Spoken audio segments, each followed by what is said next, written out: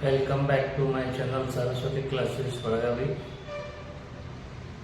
I am your professor S.B. Nagaraj, trainer of spoken English, English grammar and personality development. Friends, today I would like to review my another book, that is Best Spoken English. Best Spoken English. ಸ್ನೇಹಿತರೆ, ನಾನು ನಿಮ್ಮ professor S.B. Nagaraj. ಇಂದು ನಿಮಗೆ ನಾನು ಬರೆದಿರುವಂಥ ಇನ್ನೊಂದು ಪುಸ್ತಕ best spoken English ಅಂತ, best spoken English ಅಂತಿದೆ. ಇದನ್ನು ರಿವ್ಯೂ ಮಾಡ್ತಾ ಇದ್ದೀನಿ. ಈ ಪುಸ್ತಕವನ್ನು ರಿವ್ಯೂ ಮಾಡುವ ಮೊದಲು ಸ್ನೇಹಿತರೆ, ನೀವು ಇಲ್ಲಿವರೆಗೆ ನಮ್ಮ ಚಾನಲ್ಗೆ ಯಾರು ಸಬ್ಸ್ಕ್ರೈಬ್ ಆಗಿಲ್ಲೋ ಅವರು ದಯವಿಟ್ಟು ಸಬ್ಸ್ಕ್ರೈಬ್ ಆಗಿ. ಯಾಕಂದರೆ ನಿಮ್ಮ ಸಪೋರ್ಟ್ ನಮಗೆ ಬೇಕಾಗ್ತದೆ. ನಿಮ್ಮ ಸಪೋರ್ಟ್ ಇಲ್ಲದೆ ನಾವು ಏನೂ ಮಾಡಲಿಕ್ಕಾಗೋದಿಲ್ಲ.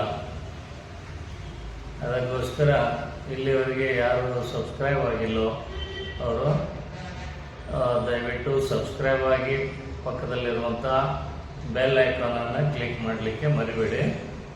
ಸ್ನೇಹಿತರೆ, ಈಗ ನೇರವಾಗಿ ವಿಡಿಯೋನ ಸ್ಟಾರ್ಟ್ ಮಾಡೋಣ. ಈ ಬೆಸ್ಟ್ ಸ್ಪೋಕನ್ ಇಂಗ್ಲೀಷ್ ಇದರ ರಿವ್ಯೂವನ್ನು ಮಾಡೋಣ. ಸ್ನೇಹಿತರೆ, ಇದು ನಾನೇ ಬರೆದಿರುವಂಥ ಪುಸ್ತಕ. ಈ ಪುಸ್ತಕವನ್ನು ನಾನು ಯಾಕೆ ಬರೆದಿದ್ದೇನೆ ಅಂತಂದರೆ, ನಮ್ಮ ಕರ್ನಾಟಕ ರಾಜ್ಯದಲ್ಲೂ ಕೂಡ ಬಹಳಷ್ಟು ಜನರಿಗೆ ಇಂಗ್ಲೀಷ್ನಲ್ಲಿ ಮಾತನಾಡೋದು ಅಂತಂದರೆ ಕಬ್ಬಿಣದ ಕಡಲೆ ಆಗಿಬಿಟ್ಟಿದೆ. ಸ್ನೇಹಿತರೆ, ಇಂಗ್ಲೀಷ್ನಲ್ಲಿ ಮಾತನಾಡೋದು ಅಷ್ಟು ಕಷ್ಟದ ಕೆಲಸ ಏನೂ ಅಲ್ಲ. ಇಂಗ್ಲೀಷ್ನಲ್ಲಿ ಮಾತನಾಡೋದು ತುಂಬ ಸುಲಭವಾದಂಥ ಕೆಲಸ. ಅದಕ್ಕೆ ಏನು ಬೇಕು ಅಂತಂದರೆ ಸ್ವಲ್ಪ ಬೇಸಿಕ್ ನಾಲೆಜ್ ಇರಬೇಕು, ಬೇಸಿಕ್ ಇಂಗ್ಲೀಷ್ ಗೊತ್ತಿರಬೇಕು. ಮತ್ತು ನಾವು ಸತತವಾದ ಪ್ರಯತ್ನ, ಅಂದರೆ ಇಂಗ್ಲೀಷ್ನಲ್ಲಿ ಮಾತನಾಡಲಿಕ್ಕೆ ಸತತವಾಗಿ ಪ್ರಯತ್ನವನ್ನು ಮಾಡಿದರೆ ಖಂಡಿತವಾಗಿ ಸ್ಪೋಕನ್ ಇಂಗ್ಲೀಷು ಬಂದೇ ಬರ್ತದೆ. ಅದಕ್ಕೋಸ್ಕರ ನಾನು ಅವರಿಗೆ ಆ ಥರ ಸ್ಪೋಕನ್ ಇಂಗ್ಲೀಷ್ ಕಲೀಲಿಕ್ಕೆ ಏನು ಪ್ರಯತ್ನ ಮಾಡ್ತಿರ್ತಾರೆ ಅವರಿಗೆ ನಾನು ಸ್ವಲ್ಪ ಹೆಲ್ಪ್ ಮಾಡೋಣ, ಅವರಿಗೆ ಉಪಯೋಗ ಆಗುವಂಗೆ ಏನಾದರೂ ಒಂದು ವರ್ಕ್ ಮಾಡಿಕೊಡೋಣ ಅನ್ನೋ ದೃಷ್ಟಿಯಿಂದ ನಾನು ಈ ಬೆಸ್ಟ್ ಸ್ಪೋಕನ್ ಇಂಗ್ಲೀಷ್ ಪುಸ್ತಕವನ್ನು ಬರೆದಿದ್ದೇನೆ. ಈ ಪುಸ್ತಕ ಈಗಾಗಲೇ ಮಾರಾಟದಲ್ಲಿ ಜಯಬೇರಿಯನ್ನು ನೋಡಿದೆ. ಈ ಸಿಕ್ಕಾಪಟ್ಟೆ ಕೃತಿಗಳು ಮಾರಾಟ ಆಗಿದಾವ. ಇದು ಸಾಕಷ್ಟು ಜನರ ಪ್ರೀತಿಯನ್ನು ಗಳಿಸಿದೆ ಈ ಪುಸ್ತಕ. ಸ್ನೇಹಿತರೆ, ಈ ಪುಸ್ತಕದಲ್ಲಿ ನಾನು ಏನೇನು ಕೊಟ್ಟಿದ್ದೇನೆ ಅನ್ನೋದನ್ನು ಮೊದಲು ನೋಡೋಣ.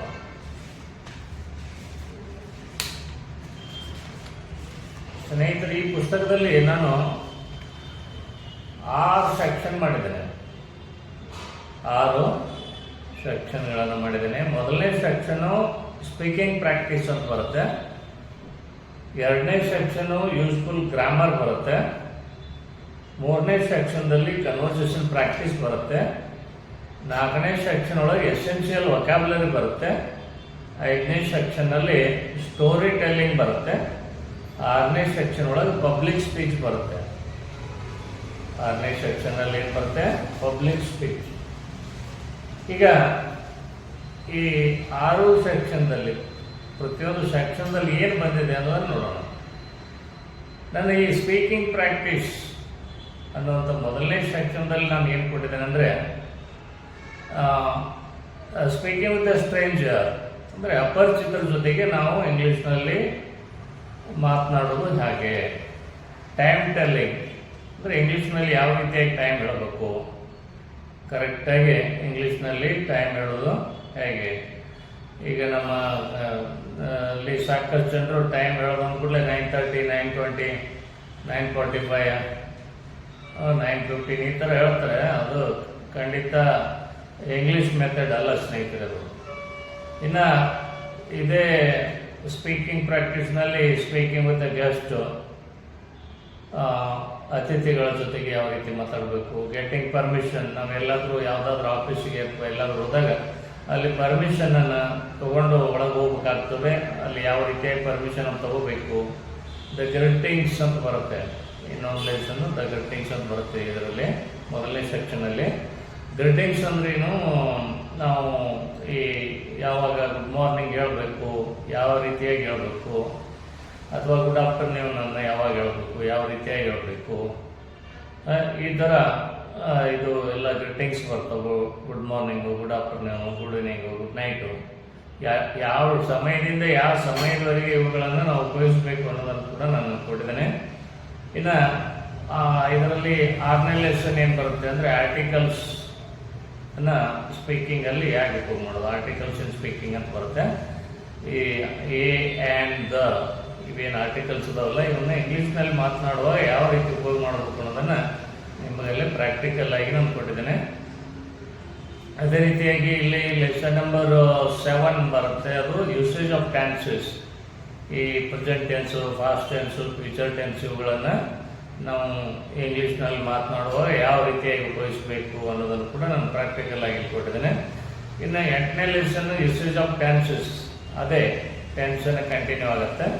ಇನ್ನು 9ನೇ ಲೆಸನ್ದಲ್ಲಿ ಯೂಸೇಜ್ ಆಫ್ ಸ್ಪೀಕ್ ಅಂತ ಒಂದು ಕ್ರಿಯಾಪದವನ್ನು ನಾವು ತೆಗೆದುಕೊಂಡು ಯಾವ ರೀತಿಯಾಗಿ ಒಂದು ಸಂಭಾಷಣೆಯನ್ನು ಮಾಡ್ಬೋದು. ಅದೇ ರೀತಿ lesson number 10 usage of Singh, ಮತ್ತೊಂದು ಕ್ರಿಯಾಪದವನ್ನು ತೆಗೆದುಕೊಂಡು ನಾವು ಯಾವ ರೀತಿ ಪ್ರಾಕ್ಟೀಸ್ ಮಾಡ್ಬೋದು. ಯೂಸೇಜ್ ಆಫ್ ಈಟ್, ಇದು ಒಂದು ಕ್ರಿಯಾಪದ. ಇದನ್ನು ಯಾವ ರೀತಿಯಾಗಿ ನಾವು ನಮ್ಮ ಇಂಗ್ಲೀಷ್ ಸ್ಪೀಕಿಂಗಲ್ಲಿ ಉಪಯೋಗಿಸೋದನ್ನು ಪ್ರಾಕ್ಟೀಸ್ ಮಾಡಬೇಕು. ಅದೇ ರೀತಿ ಸೆಲ್ಫ್ ಇಂಟ್ರಡಕ್ಷನ್, ನಮ್ಮ ಪರಿಚಯವನ್ನು ನಾವು ಯಾವ ರೀತಿಯಾಗಿ ಮಾಡಿಕೊಡ್ಬೇಕು. ಇನ್ನು ಈ ಸ್ಪೋಕನ್ ಇಂಗ್ಲೀಷ್ದಲ್ಲೂ ಕೂಡ voices, active voice, passive voice, ಈ ಥರ ಇವನ್ನ ಸ್ಪೋಕನ್ ಇಂಗ್ಲೀಷ್ನಲ್ಲಿ ಹೆಂಗೆ ಉಪಯೋಗ ಮಾಡೋದು. ಈ ಡೈರೆಕ್ಟ್ ಇಂಡೈರೆಕ್ಟ್ ಸ್ಪೀಚ್ ಬರ್ತವೆ. ಡೈರೆಕ್ಟ್ ಇಂಡೈರೆಕ್ಟ್ ಸ್ಪೀಚನ್ನು ಕೂಡ ನಾವು ಸ್ಪೋಕನ್ ಇಂಗ್ಲೀಷ್ನಲ್ಲಿ ಯಾವ ರೀತಿ ಉಪಯೋಗ ಮಾಡೋದು. ಇನ್ನೊಂದು ಲೆಸನ್ 15ನೇ ಲೆಸನ್ ಆಸ್ಕ್ ಆ್ಯಂಡ್ ಆನ್ಸರ್ ಅಂತ, ಪ್ರಶ್ನೆ ಮಾಡೋದಂಗೆ, ಅದಕ್ಕೆ ಪ್ರಶ್ನೆಗೆ ಉತ್ತರ ಮಾಡೋದಂಗೆ. ಮತ್ತು ಇನ್ನು 16ನೇ ಲೆಸನ್ ಇಲ್ಲಿ ಮಾಡಲ್ ವರ್ಬ್ಸ್ ಅಂತ ಬರುತ್ತೆ. ಮಾಡಲ್ ವರ್ಬ್ಸ್ ಅಂದರೆ ಈ can, may, should, must, would, could, might ಇವುಗಳನ್ನು ಪ್ರಶ್ನೆ ಕೇಳಲಿಕ್ಕೆ ಯಾವ ರೀತಿ ಉಪಯೋಗಿಸ್ಬೇಕು ಮತ್ತು ಪ್ರಶ್ನೆಗಳಿಗೆ ಉತ್ತರಿಸಲಿಕ್ಕೆ ಯಾವ ರೀತಿ ಇವುಗಳನ್ನು ಉಪಯೋಗ ಮಾಡಬೇಕು ಅನ್ನೋದು. ಇನ್ನು 2ನೇ ಸೆಕ್ಷನ್ ಯೂಸ್ಫುಲ್ ಗ್ರಾಮರ್.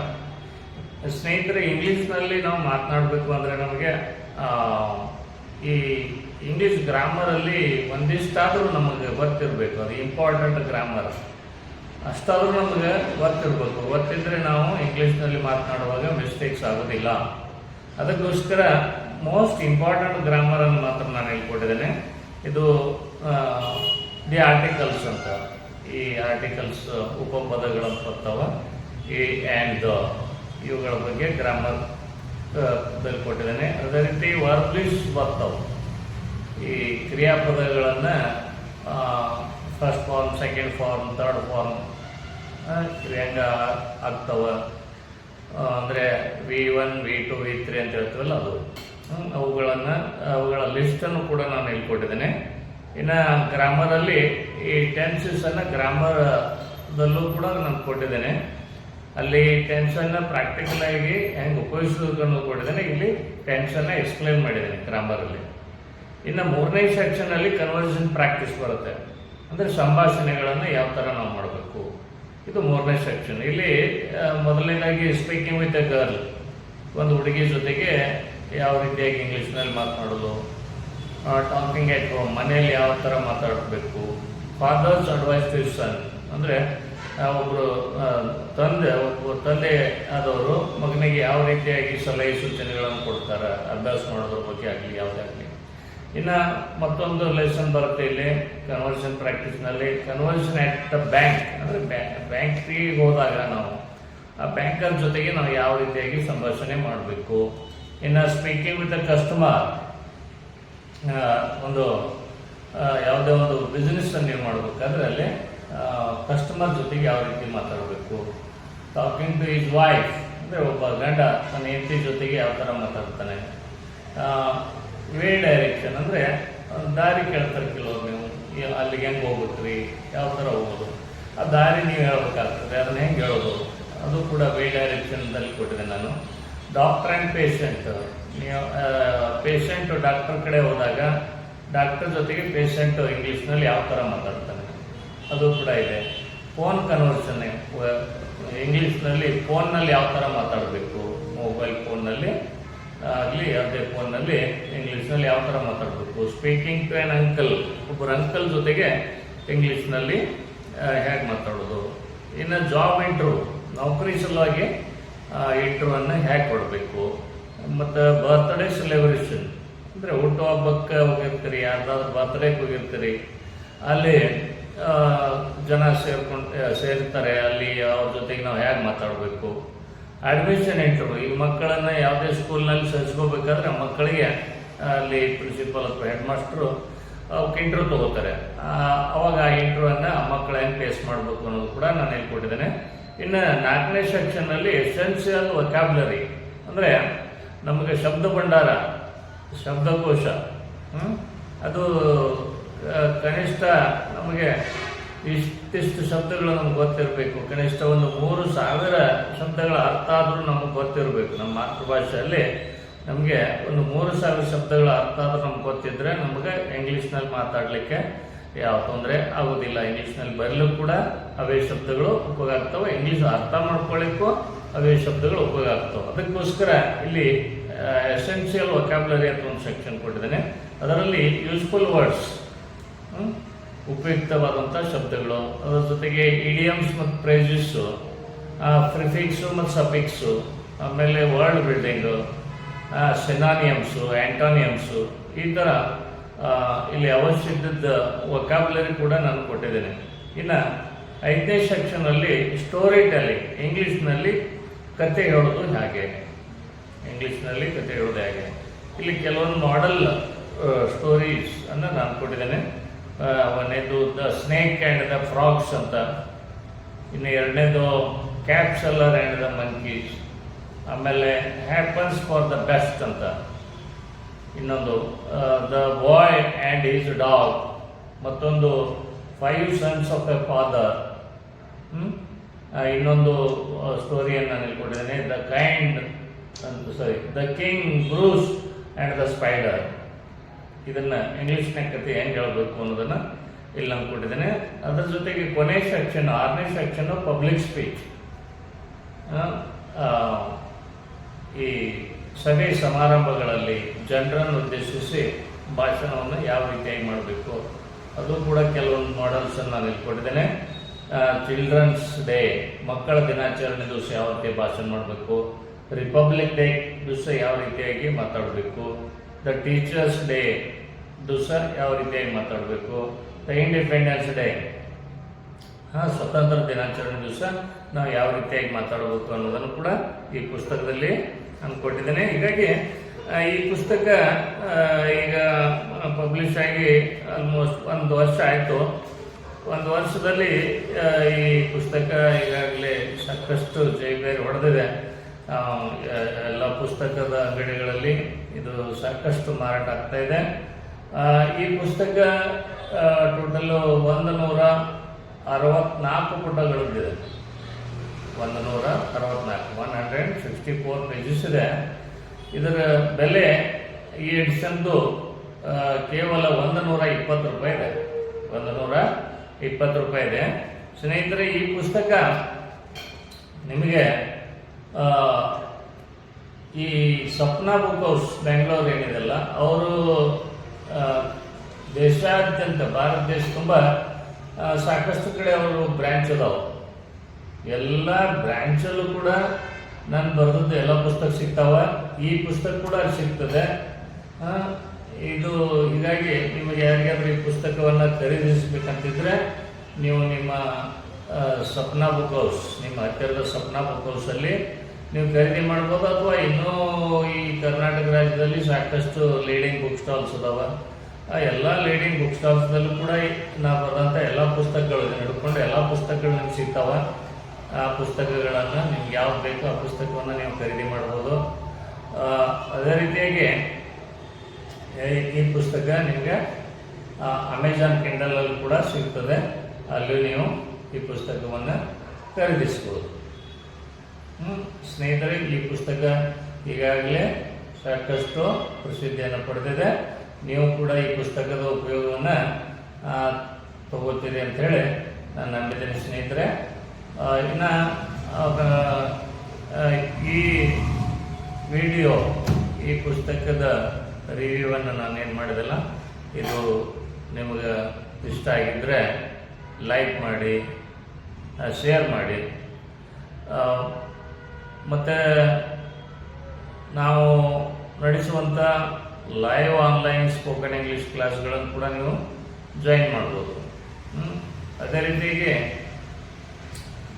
ಇನ್ನೊಂದು ವಿಷಯ ಏನಪ್ಪ ಅಂತಂದರೆ, ನಿಮ್ಗೆ ಯಾರಿಗಾದರೂ ಈ ನನ್ನ ವಿಡಿಯೋಗಳ ಮುಖಾಂತರ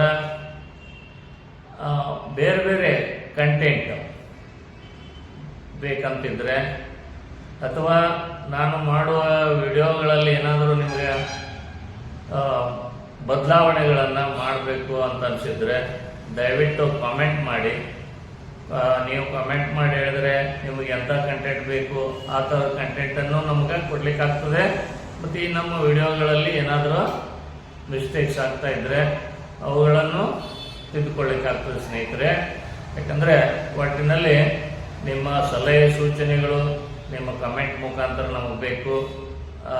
ಅದಕ್ಕಾಗಿ ಇನ್ನೂ ಒಳ್ಳೊಳ್ಳೆ ವಿಡಿಯೋಗಳನ್ನು ನಾವು ಅಪ್ಲೋಡ್ ಮಾಡಲಿಕ್ಕೆ ನಿಮ್ಮ ಸಲಹೆ ಸೂಚನೆಗಳು ಬೇಕು. ಮತ್ತು ನೀವು ನಮ್ಮ ಚಾನಲ್ಗೆ ಸಬ್ಸ್ಕ್ರೈಬ್ ಆಗಿ ನಮಗೆ ನೀವು ಸಪೋರ್ಟ್ ಮಾಡಬೇಕು. ನಮಸ್ಕಾರ ಸ್ನೇಹಿತರೆ.